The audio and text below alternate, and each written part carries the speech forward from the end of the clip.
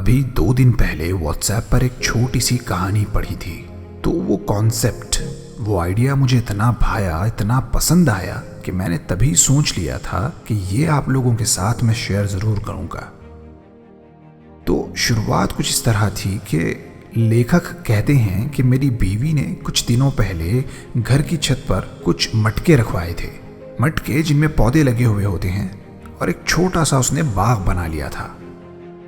मैं छत पर गया तो ये देखकर हैरान हो गया कि बहुत से मटकों में फूल खिले हुए हैं।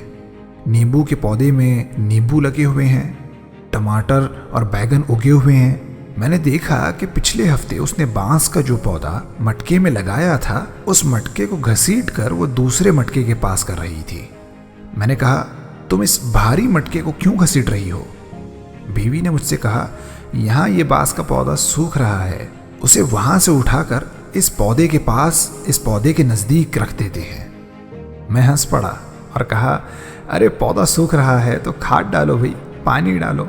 उसे वहां से उठाकर किसी और पौधे के पास कर देने से, रख देने से क्या होगा? बीवी ने मुस्कुराते हुए कहा, ये पौधा यहाँ अकेला है, इसलिए मुरझा रहा है।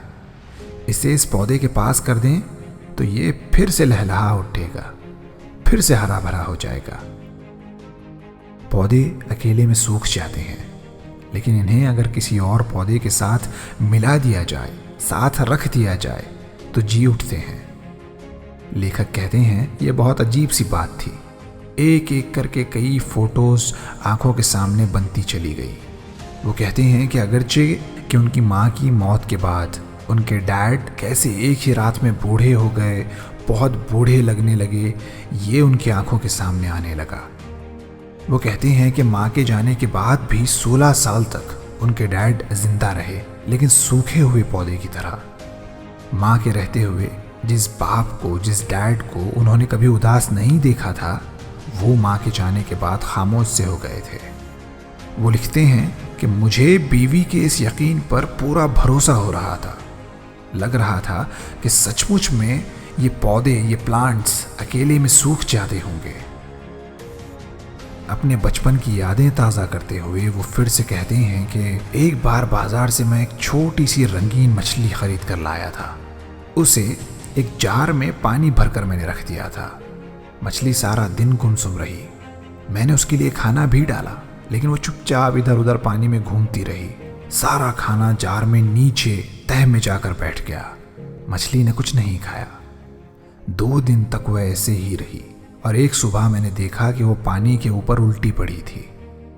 आज मुझे घर में पाली हुई वो छोटी सी मछली याद आ रही थी। बचपन में किसी ने मुझे ये नहीं बताया था कि जिनमें जान होती है वो अकेले नहीं रह पाते। अगर मालूम होता तो कम से कम 2-3 या सारी मछलियाँ खरीद लाता और मेरी वो प्यारी मछलियाँ तन्हा न मर जाती। और इन सब बातों की वजह से मुझे लगता है कि दुनिया में किसी को भी तन्हाई पसंद नहीं है। आदमी हो या पौधा, हर किसी को किसी न किसी के साथ की जरूरत होती है।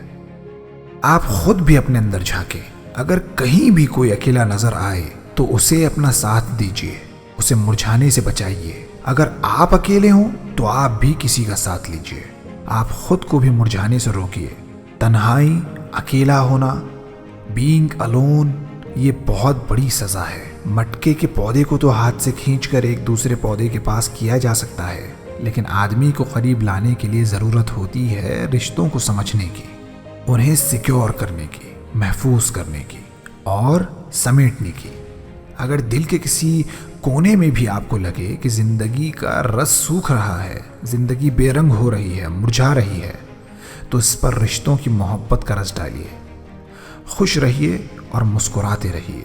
कोई यूं भी किसी और की गलती से आपसे दूर हो गया हो या किसी भी वजह से आपसे नाराज़ हो, तो उसे अपने करीब लाने की कोशिश कीजिए।